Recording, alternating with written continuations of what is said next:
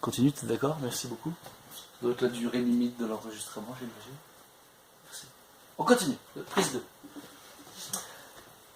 Donc l'honnêteté, c'est vraiment un mot extrêmement important. Et le deuxième mot, c'est la discipline. La discipline, c'est d'y revenir sans arrêt. Parce que des fois, on va oublier d'être honnête avec soi-même. C'est très bien comme ça aussi. Mais comment je peux m'en souvenir le plus souvent possible? Alors, on peut créer ce que j'ai appelé dans les vidéos, que vous avez sûrement regardé, un être à l'extérieur qui nous observe, comme cette caméra qui m'observe, comme si j'étais tout le temps en train de m'observer. Pas de me juger. Pas de me mettre des jugements de valeur, de bâton dans les roues. Non, non, non. Comme si j'avais quelqu'un d'extrêmement aimant à côté de moi, qui me supporte, qui me porte, mais qui n'est pas en train de me dire « Ah, t'as mal fait ça, c'est pas bien. Ah, t'as mangé des chips, va te taper sur les doigts. » C'est pas ça. Ah, c'est vrai, t'as mangé des chips. C'est pas grave. Tu feras mieux demain, je le sais. Vas-y, maintenant, fais un exercice. On est capable, ensemble. C'est de travailler ensemble avec soi-même. Et de revenir vers là sans arrêt. Et à chaque fois que vous vous parlez mal, à chaque fois que vous êtes en train de vous engueuler, est-ce que c'est quelque chose qui n'est pas vrai pour une personne d'entre vous? Ce que je suis en train de dire? Est-ce qu'il y a des gens qui s'engueulent jamais à l'intérieur de leur tête? Qui sont très doux et agréables avec eux-mêmes? Bon. Non, je suis bien bonne là-dedans. Eh ben, ça n'a aucune utilité. Ça n'a aucune utilité. Si, peut-être. L'ego. Le mental.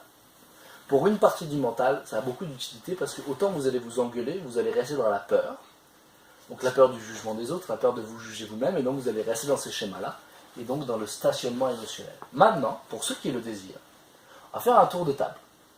Et vous allez me dire, le plus honnêtement possible, quel est votre stationnement émotionnel que vous vivez le plus quand vous vous sentez agréable, et quel est le stationnement émotionnel que vous vivez le plus quand vous êtes désagréable? Jeanne. Qu'on vit le plus? Ouais.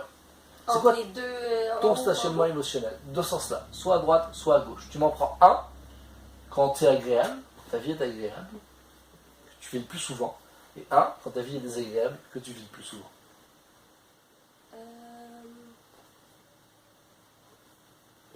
Je m'en souviens plus du milieu dans le. Allez, pardon. en haut. T'as excité ici, ce serait par en haut, tu dis? Ouais, en haut. Ok, excité. En haut, Enthousiaste? enthousiaste. Ben, l'euphorie des fois, mais vraiment plus enthousiaste. Ok, donc tu serais entre les deux ici. Ouais. Ok, parfait. Et du coup, tu te situerais où? Du côté gauche.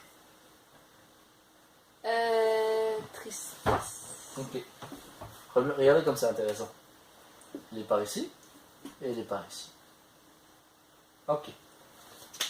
José. Moi, ça serait enthousiaste dans le positif, puis plus énervé dans le négatif. Parfait. Merci beaucoup. Mathieu. Je dirais serein et énervé. Vous êtes bien trouvé ça. Parfait. Odette. Moi, c'est comme. C'est là au-dessus d'excité, c'est quoi? Enthousiaste. Ce serait un peu enthousiaste, puis vraiment entre enthousiaste et excité. Ok, parfait. Donc entre les deux ici. Et dans le négatif, tu t'en irais vers où du coup? Tristesse, puis colère. Ok, donc ce serait colère, plus colère que tu vis en d'habitude ou de la tristesse? C'est quoi l'élément que tu vis en premier? Tristesse. Tristesse. Fait que finalement, ta colère serait une conséquence de ta tristesse. Ok, bah regarde, il se touche ici. Hein. On pourrait dire que tu es là, finalement. Enfin, on pourrait faire ça juste ici. Manon. Exactement la même chose. Parfait, bon, bah, vous avez C'est bien drôle. trouvé. Valérie. Enthousiaste. Presque extérieur. C'est pas. Euphorie alors? Ouais. Mais colère. Colère. Ok. Alors là, je vais vous donner des opinions personnelles. Des opinions qui ne font pas partie de la programmation neurolinguistique. Ça, c'est des choses auxquelles j'ai réfléchi, qui sont mes propres réflexions quand je fais ces beaux petits dessins. À mon avis, quand on vit des éléments qui sont opposés,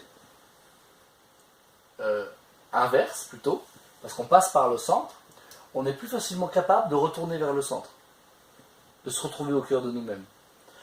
Quand par exemple, comme José, tu vis des émotions qui sont toujours dans beaucoup d'énergie, quand tu vas aller dans le moins d'énergie, c'est dans l'endroit où tu connais moins, où tu es plus inconfortable. Donc du coup, souvent, ce qui se passe, c'est que tu vas établir une fonction de fuite pour retrouver de l'énergie. Parce qu'en manque d'énergie, tu vas te sentir comme perdu. Est-ce que c'est vrai ou c'est pas vrai? C'est souvent ce qui se passe.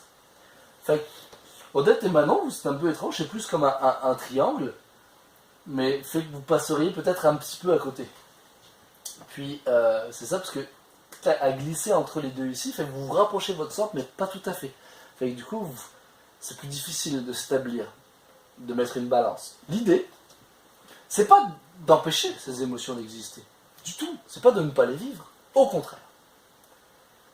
Donc, 2 mots importants. Le 3e, c'est vivre ses émotions. Vivre ses émotions. Si la colère arrive, que je puisse l'exprimer par la violence. Mais c'est la faute de personne. Et ça, c'est très important. Ce qui est en train de m'arriver n'est la faute de personne. Je suis responsable de ma vie. Je suis responsable de ce qui m'arrive. Je vois la vie en fonction de mes croyances. Est-ce que vous êtes d'accord là-dessus?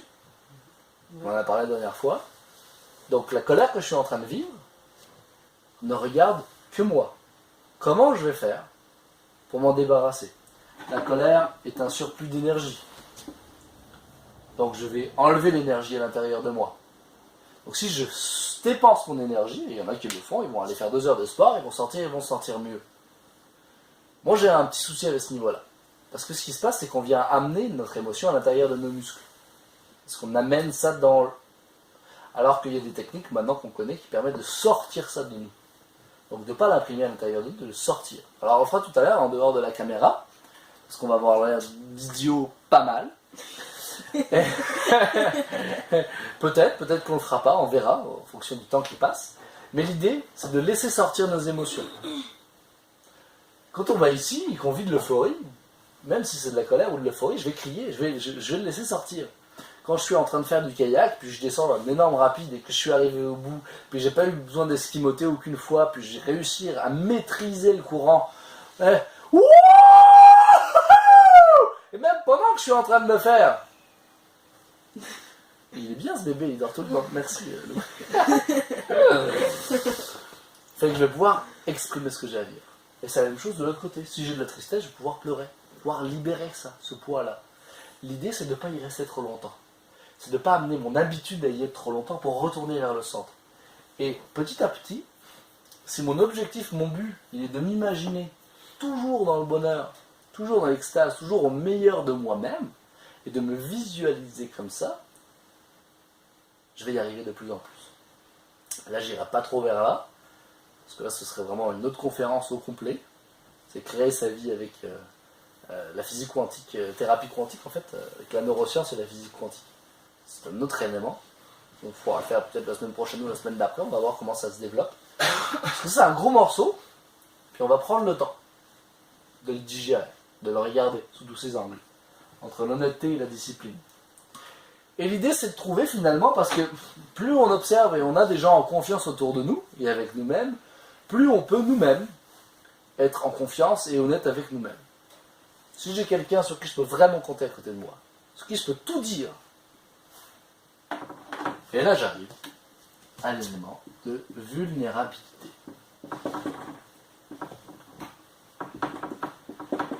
Et ça, c'est quelque chose, vous avez presque toutes et toutes été dans mon cabinet d'hypnose. C'est quelque chose, quand j'arrive en hypnose, par exemple, que j'ai besoin de faire. Quand je vous dis, bon bah là, vous allez commencer à laisser aller, laissez tomber votre mur. On va abandonner les frontières, les barrières. J'ai besoin d'entrer à l'intérieur de vous. Vous avez le droit de ne pas me laisser faire. Si votre inconscient est d'accord, il va le faire, par exemple. C'est-à-dire que je vais le faire contre votre propre volonté. C'est pas ça qui est intéressant, c'est une thérapie. Donc ramenez-vous vers votre vulnérabilité. Autorisez-vous à ouvrir les portes, ouvrir les vannes, laissez tomber les murs, laissez tomber les barrages, laissez l'eau couler. Et là, il va se passer des choses extraordinaires. Et c'est vrai, c'est vraiment vrai. Quand je suis vulnérable, alors je peux me faire piétiner, c'est vrai. Mais je peux aussi rencontrer les autres personnes vulnérables. Je peux commencer à leur partager ma vulnérabilité. Ils peuvent commencer à me partager la leur. Et là, on voit de plus en plus des cœurs ouverts. Parce que ce qui se passe, c'est qu'on attire à nous ce qu'on est. Si je suis dur avec moi-même, je vais attirer envers moi des gens qui sont durs avec eux-mêmes et non qui vont être durs avec moi. Si je suis violent avec moi-même, je vais attirer des gens violents. Parce que l'univers a cette faculté extraordinaire de nous aimer comme on est. L'univers, ou l'inconscient, le subconscient, Dieu, il y en a qui l'appellent Dieu, appelez-le comme vous voulez, ça n'a pas d'importance. c'est généreux, ça nous aime comme on est. Si ça ne me dérange pas de vivre avec mes troubles, il va toujours m'arriver des troubles. Si je les règle à l'intérieur de moi, il ne va plus m'en arriver. Puis je parle d'expérience, je ne parle pas de quelque chose que j'ai appris, je me suis dit c'est bon, on fait avec. Non, non, non. Je parle d'une vie entière, j'ai juste 29 ans, mais j'ai assez d'expérience là-dedans pour vous dire que je sais maintenant que c'est vrai pour moi. C'est dans ma vérité. On expérimente ça. Et donc j'ai cette étrange impression qu'on est sur Terre. Une des raisons, au moins, pour s'enlever des bagages trop lourds. C'est comme si la vie nous amenait toujours des situations ou des gens pour se débarrasser de ce dont on n'a plus besoin. Voilà. Moi, j'avais plus besoin de violence dans ma vie, j'ai rencontré des gens très violents. Je me suis fait violenter souvent à l'école, humilié, tabassé, etc. Pas juste à l'école d'ailleurs.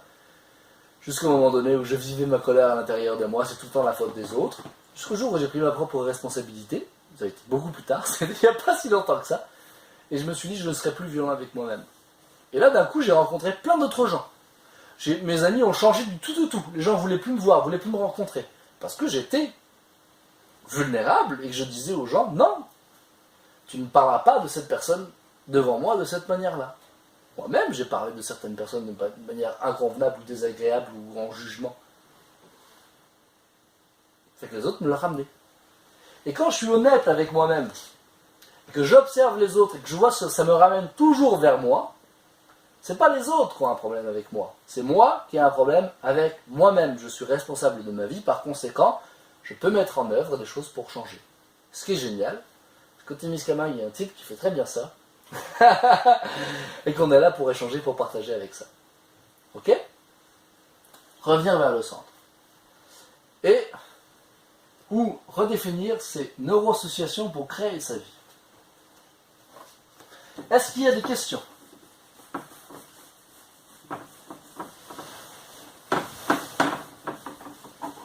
Est-ce que c'est clair pour tout le monde? Ah, c'est plus un petit ajout. L'autre jour, tu m'as dit que l'émotion durait X secondes. Je Oui. trouvais ça intéressant. L'émotion, d'après certaines données neurochimiques, l'émotion durerait 90 secondes. C'est nos pensées qui vont la faire durer plus longtemps. Donc l'émotion arrive, par exemple la colère va durer 90 secondes, donc tu la sors, tu l'exprimes, tu vis ce que tu as à vivre. 90 secondes plus tard, il n'y a plus rien. C'est bien quand même. Est-ce que c'est vrai? Est-ce que ça vous arrive de vivre quelque chose, juste une déception, de la vivre juste 90 secondes?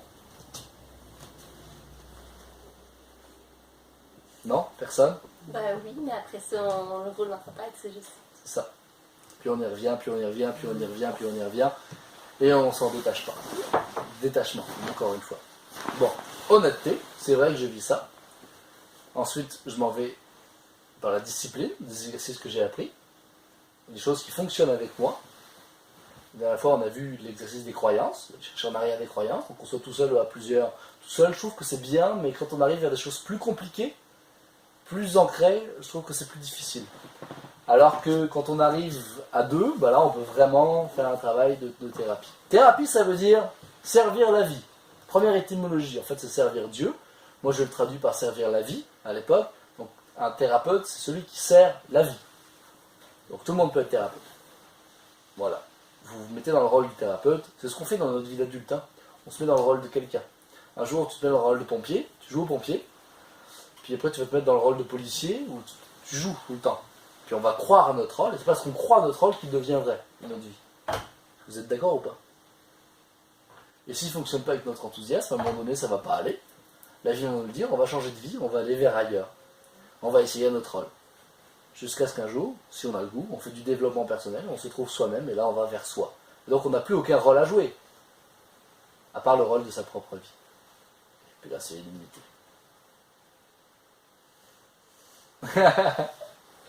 C'est bon? Odette?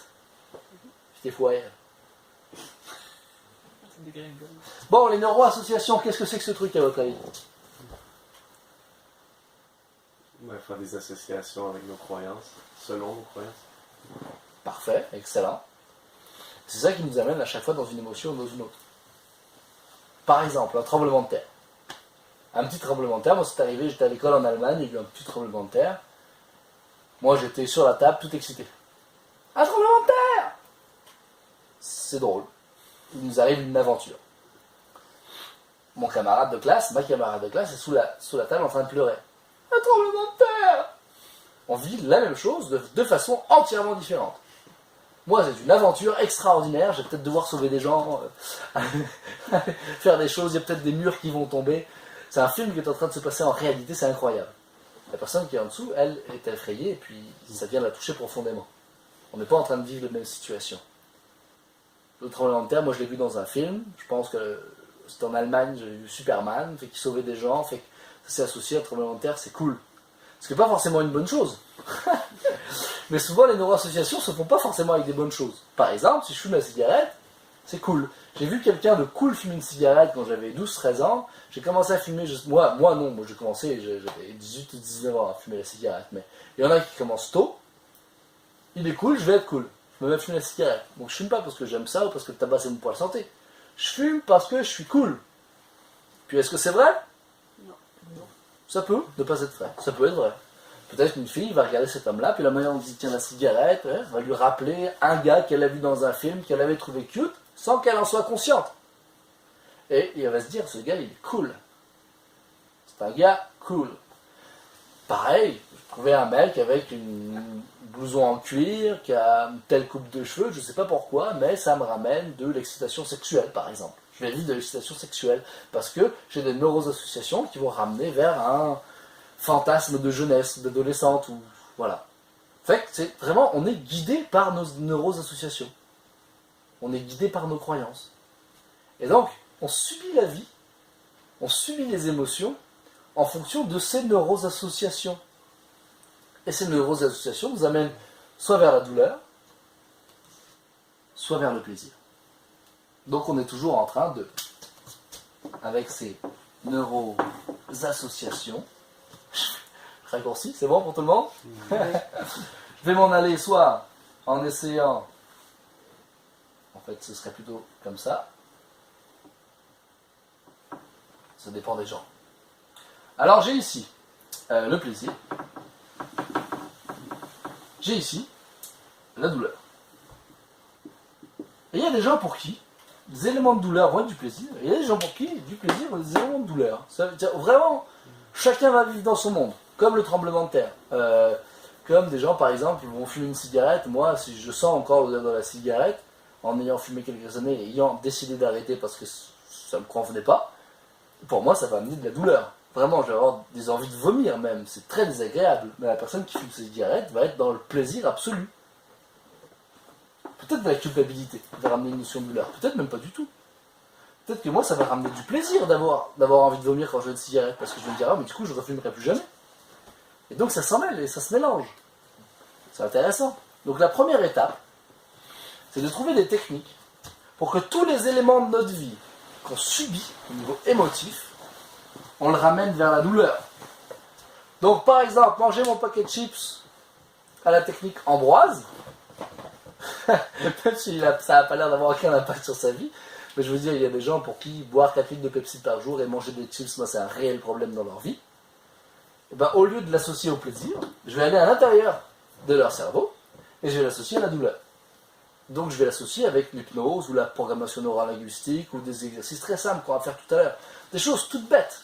Et que plus on répète, plus on les intègre, plus ça vient arracher ces connexions neuronales pour dire non, non, non, ça c'est de la douleur en fait.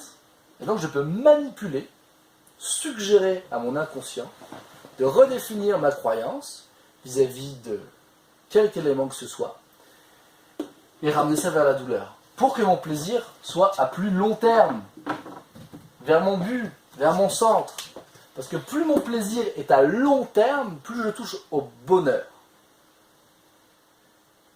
Tous les plaisirs ne sont pas le bonheur.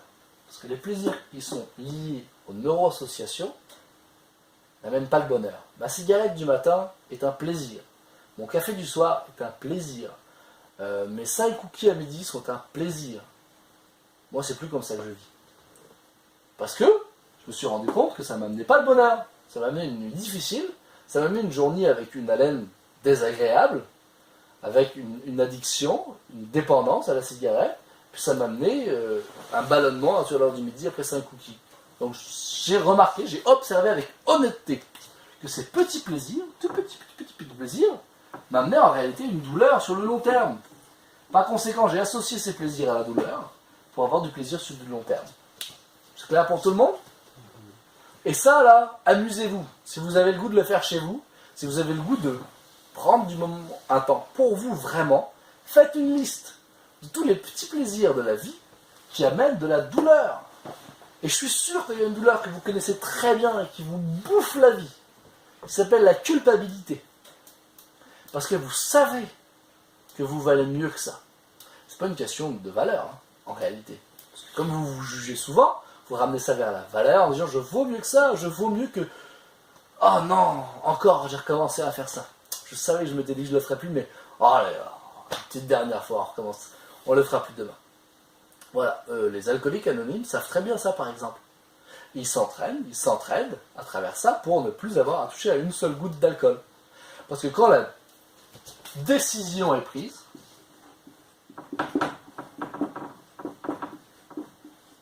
d'être honnête, vulnérable, dans cette honnêteté et discipliné, je change ma vie.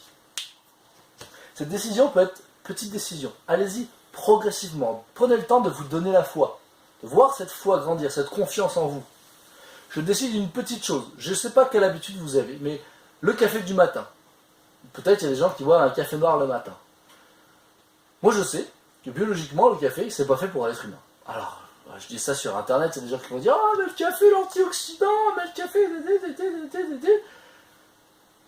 Pour moi le café c'est pas bon le matin. Voilà. Pour moi le café noir c'est pas bon le matin. J'ai adoré ça, j'ai adoré ce plaisir.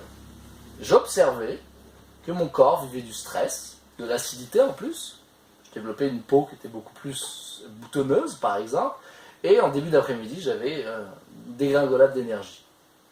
Voilà. Donc le café noir, à moi, m'apportait rien d'agréable. J'ai donc arrêté le café noir. J'ai repris, là j'ai réarrêté. Parce que ça demande de la discipline de savoir que le café, moi, me ramène toujours de la douleur.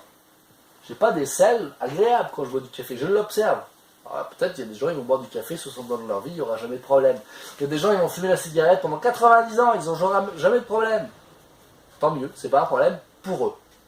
Donc soyez honnête avec vous-même. C'est la faute de personne d'autre.